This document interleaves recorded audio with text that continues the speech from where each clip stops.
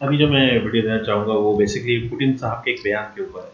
इन्होंने बयान दिया कि वेस्ट ने इंडिया को बहुत लूटा है। ऐसे ही बात सही है, काफ़ी हद तक सही है। वेस्ट में ये सारी चीज़ें आ जाती हैं कि कनाडा अपना ब्रिटिश एम्पायर में तो लूटा ही है, सभी जानते हैं। तो ये सारा वेस्ट जो है वो इन सारे मुल्क आए थे वहाँ के, तो बेशक लूटा है इन्होंने, बहुत लूटा भारत को तो कंगाल कर दिया। सिर्फ रेलवे की मैंने पता चला था कि $4 ट्रिलियन तो सिर्फ रेलवे के निकल रहे थे। आप सोचें कितनी बड़ी अमाउंट है ना ये।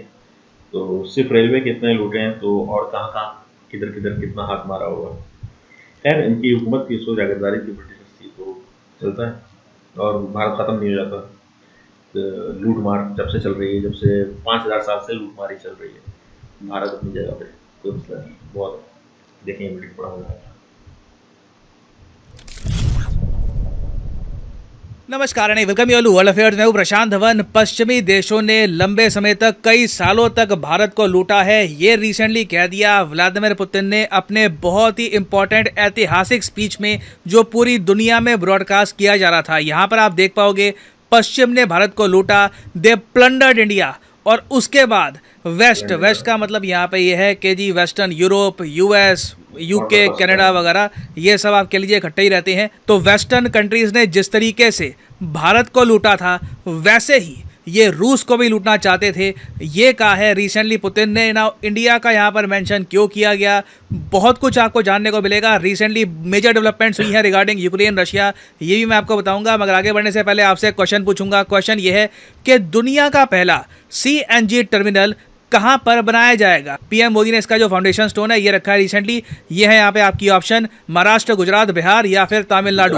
कमेंट सेक्शन में सब लोग करो आंसर। सही आंसर आपको मिलेगा वीडियो के अंत में। नाउ एज ऑफ नाउ ये बात अब ऑफिशियल हो चुकी है कि रशिया ने 15% लैंड क्लेम कर दिया है यूक्रेन का। यहाँ पे आप देख पाओगे मैप पर, ये जो 4 इलाके हैं ना, लुहांस्क, डोनेस्क, जापोरिजा, खेरसान, ये सारा रीजन रशिया के हिसाब से अब रशियन फेडरेशन का पार्ट है। इनका मैप बहुत ही जल्द अपडेट हो जाएगा। दुनिया में वैसे कई देश है जो इस एनेक्सेशन को लेकर बिल्कुल चुप हैं, चाहे सीरिया हो, इवन नॉर्थ कोरिया। रशिया के बिल्कुल जो आप कह लीजिए करीबी कंट्रीज़ है ना, वो भी थोड़ा सा ऑकवर्ड फील कर रहे हैं कि इस एनेक्सेशन को सपोर्ट करें या फिर ना करें, क्योंकि रशिया ने रातों रात यहाँ पे वोटिंग करवा ली। वोटिंग में ज़रा लोग भी नहीं आए और फिर रशिया ने पूरा लैंड क्लेम कर लिया। और क्लेम करने के बाद पुतिन ने ये वीडियो रिलीज़ करी। यहाँ पर पुतिन बाकी जो इनके नेता दोस्त हैं उनके साथ मिलकर रशिया सेलिब्रेट कर रहे हैं।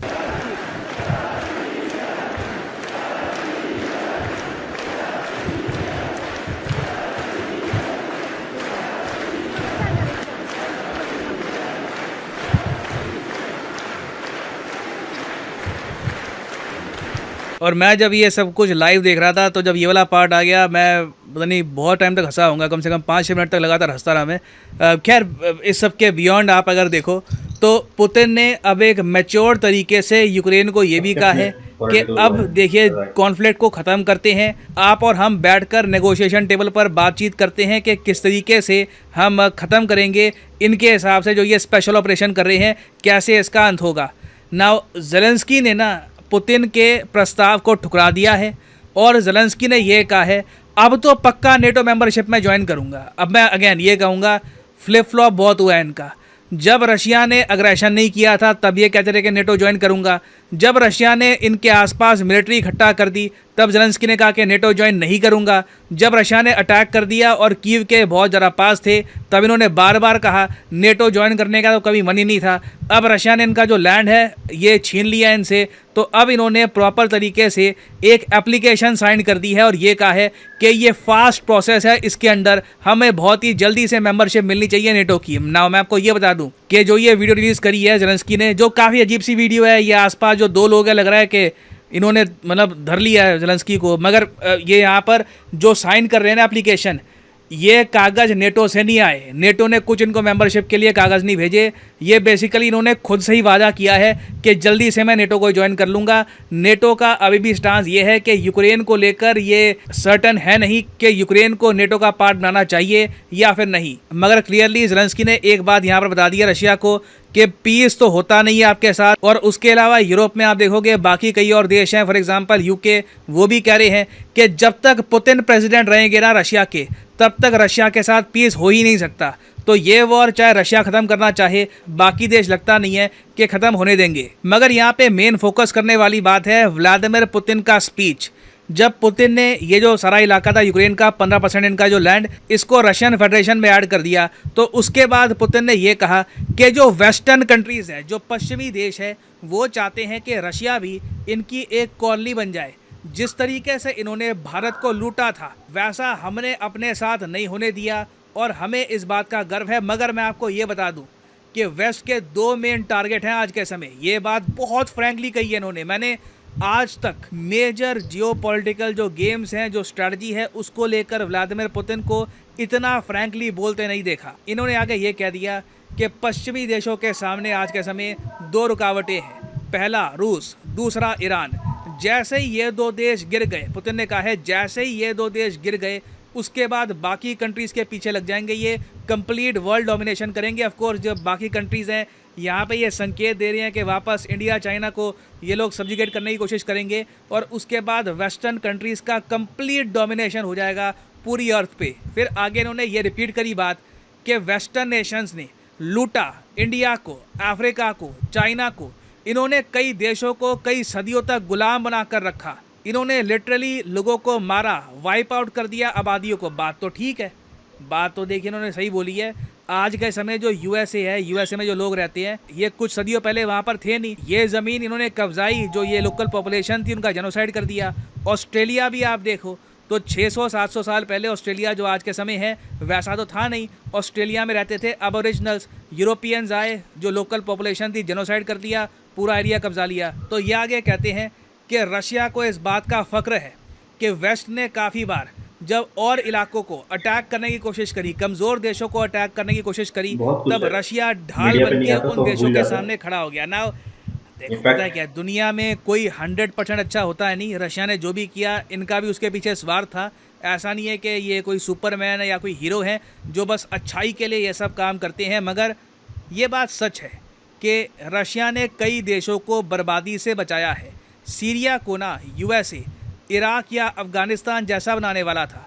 कई इनोसेंट लोग मारे जाते, बॉम्बिंग होती, रशिया बीच में आ गया और रशिया ने सीरिया को बचा लिया। आज भी आप देखोगे सीरिया में आपको पोस्टर मिलेंगे जहां पर लोग ओपनली कहते हैं, थैंक यू पुतिन, आप ना होते तो हम मारे जाते। इंडिया में हम लोग ऑफ कोर्स 1971 को भूल नहीं सकते। 1971 इंडिया की हिस्ट्री में एक हिस्टोरिकल वॉर थी। इंडिया हार जाए इसकी पूरी कोशिश करी थी यूएसए और यूके ने। ये दोनों देश इंडिया को अटैक करने वाले थे, मगर यूएसएसआर ने इंडिया को डिफेंड किया और eventually Bangladesh as a country उभर के आया। तो पुतिन जो यहाँ पर कह रहे हैं in terms of raw facts, बिल्कुल ठीक बात है। और रशिया को इस बात को लेकर प्राउड फील करना भी चाहिए कि काफ़ी जगह वेस्टर्न कंट्रीज़ का जो प्लान था इन्होंने फेल भी किया है। और मैं ये देखकर ताजुब कर रहा था कि पुतिन को इंडियन और चाइनीज़ हिस्ट्री के बारे में कितनी डीप नॉलेज है। इन्होंने अपनी स्पीच में 1857 में इंडिया की जो वॉर ऑफ इंडिपेंडेंस है उसका भी मेंशन किया। ऑफ कोर्स आपको पता होगा कि इस वॉर ऑफ इंडिपेंडेंस में मंगल पांडे जी ने बहुत ही बड़ा रोल निभाया था। और मुझे यहाँ पे वैसे ऐड करना पड़ेगा कि पिछले कुछ सालों में जिस तरीके से इंडियंस ने बार बार ये इशू इंटरनेशनली रेस किया है, चाहे शशि थरूर साहब हो या फिर डॉक्टर अजय शंकर हो, बार बार ये हमने इशू रेस किया है कि यूके ने हमको बुरी तरीके से प्लंडर किया था।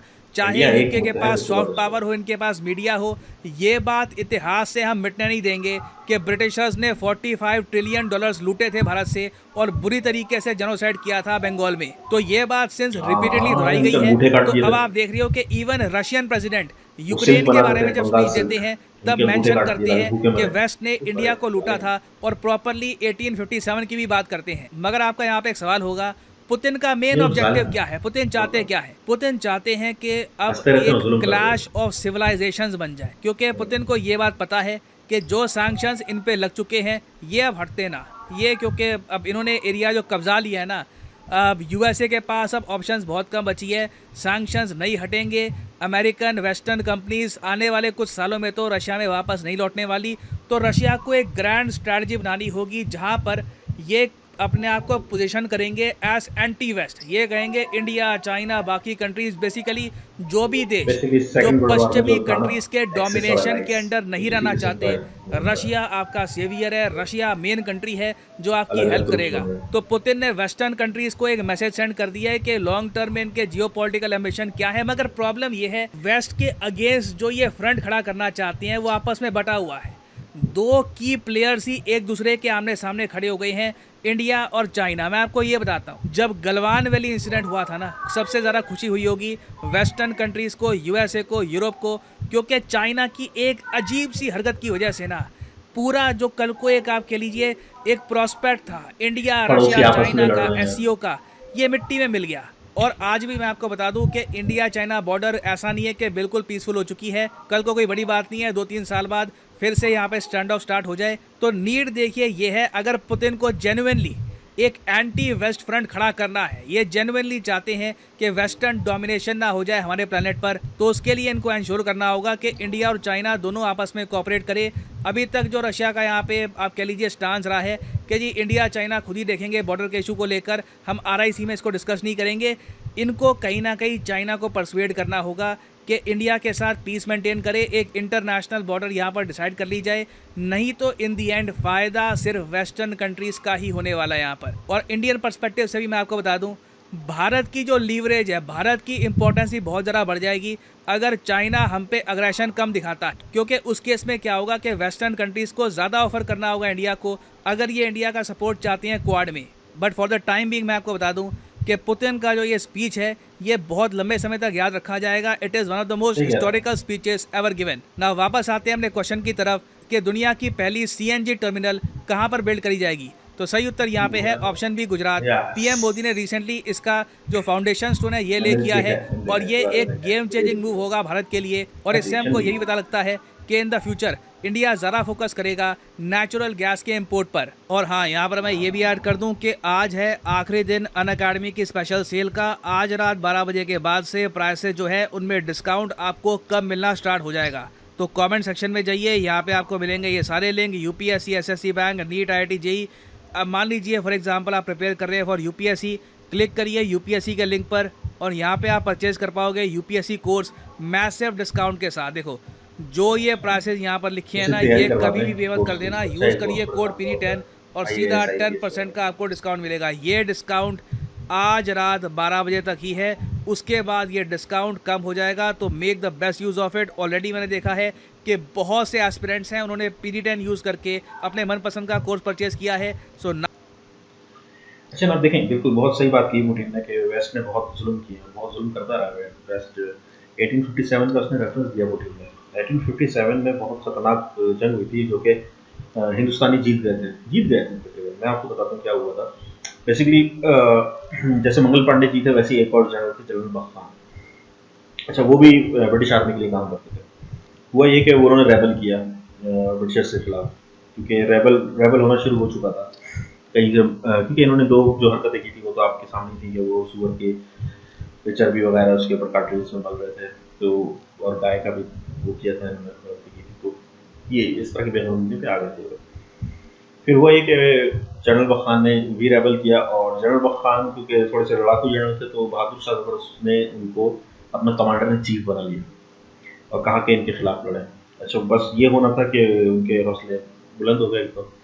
अच्छा, ये वर्जन शायद आप लोगों को नहीं पता होगा क्योंकि पाकिस्तान की तरफ का वर्जन है ना, मतलब कि ये हिस्ट्री, क्योंकि जब पाकिस्तान इंडिया का बंटवारा हुआ था तो किताबें डिस्ट्रीब्यूट हुई थी, ये आप लोगों को पता होगा। लाइब्रेरी से किताबें डिस्ट्रीब्यूट हुई थी, जो हमारी अलग हुई थी और आप लोगों की अलग हो गई थी। तो वो डाटा जो है वो आप लोगों तक नहीं पहुंचा होगा जो मैं अभी इसमें बयान कर रहा हूँ। अच्छा जी, फिर हुआ ये कि इन्होंने ये किया था कि ज्वाइन कर लिया था। अच्छा, फिर ब्रिटिश एम्पायर इन्होंने लड़ाई शुरू कर दी। अच्छा, जनरल बख्श खान ने इनकी बहुत सारे जनरल मारे, बहुत सारी जंगें लड़ी। अब आखिर में हुआ ये कि ब्रिटिश एम्पायर ने कहा कि भाई हम इंडिया छोड़ रहे हैं, हम इंडिया छोड़ रहे हैं, और सारे जनरल जो थे क्रैक फोर्स के वो इन्होंने अलग अलग जगहों से मंगवा लिए कि ये आखिरी बार है, अगर तुम लोग हार गए तो इंडिया छोड़ रहे हैं।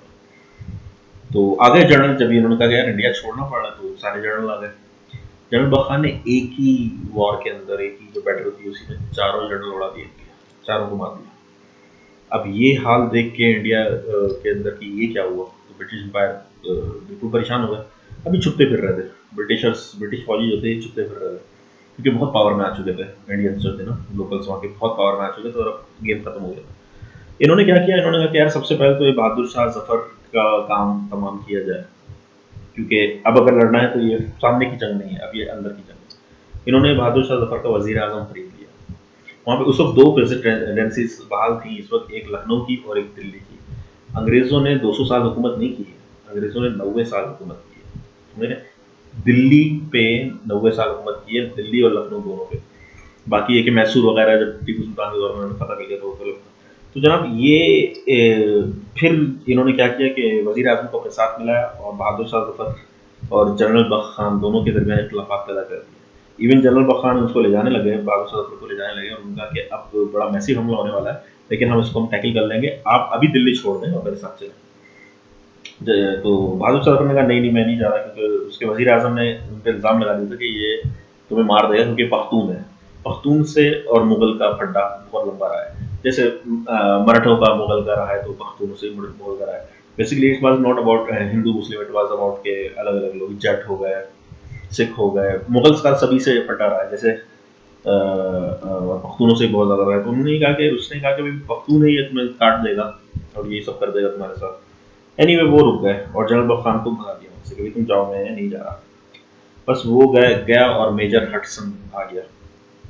मेजर हटसन आ गया क्योंकि वो फेस नहीं करना चाह रहा था जनरल बख्तान को। मेजर हटसन जो थे क्योंकि उसको पता था कि इतना खतरनाक आदमी है। तो मेजर हटसन ने कहा पहले इसको हटाओ वहाँ से, फारिग करो। जब वो चला गया जनरल बख्तार फिर ही आया मेजर हटसन, और फिर उन्होंने बहादुर शाह जफर को हाउस कैप्चर कर लिया। हाउस अरेस्ट तो नहीं किया, कैप्चर किया, जिंदान में रखा। इनके 3 जो बेटे थे उनके गले काट काट के इनके सामने पेश किए। 40 शहजादे मारे गए, सबकी मुखबरियाँ हुई और इस तरह से इंडिया पे मुगल एम्पायर का राज खत्म हो गया। फिर ब्रिटिश एम्पायर का जुल्म से बहुत हुआ। ये बंगाल का भी इन्होंने बताया ना जुल्म हुआ है, वो जुल्म बहुत गहरे से हुए। मैंने बताया था कि अंगूठे काट दिए थे इन्होंने, क्योंकि वो बंगाल सिल्क बनाते थे, बेहतरीन सिल्क था, पूरी दुनिया में ऐसा सिल्क नहीं था जो बंगाली बनाते थे। उन्होंने इनके अंगूठे काट दिए कि तुम अब बना के दिखाओ, और ताकि वहाँ पे बेरोजगारी फैल जाए सकती है। इस तरह की बहुत चीज़ें की हैं, प्लेंडर भी किया है और बहुत कुछ किया है, बहुत कुछ। इंडियन आवाम सब जानती है, पालकियों में औरतें जाती थी और ये लोग देते थे। उसके बाद जो होता था वो आप सब जानते हैं, मार दे, मर्द को मार देते थे, औरत के साथ जो मर्जी करते थे। ये बहुत हुआ है, बहुत हुआ है ये, शायद आप लोगों को नहीं पता। हमारे उसमें भी नहीं है ये मैंने बहुत खोज खोज के निकाली है बातें। इवन ये रियल लाइफ लोगों से निकाली है कि हाँ भाई क्या क्या हुआ था उस दौर का, बताओ, जो कि जिंदा थे काफ़ी पहले। तो उनसे खोज खोज के निकाली गई बातें इसमें। ब्रिटिश एम्पायर का बहुत जुल्म था। खैर चलें, 2 बार घंटियाँ बज चुकी, खाना लग चुका है, खाना खाता हूँ, फिर मिलते हैं। लाइक और सब्सक्राइब जरूर कर दीजिएगा, और इसका भी लिंक डिस्क्रिप्शन में, इसको भी लाइक सब्सक्राइब कर दीजिएगा। मिलते हैं नेक्स्ट वीडियो में। Thank you very much.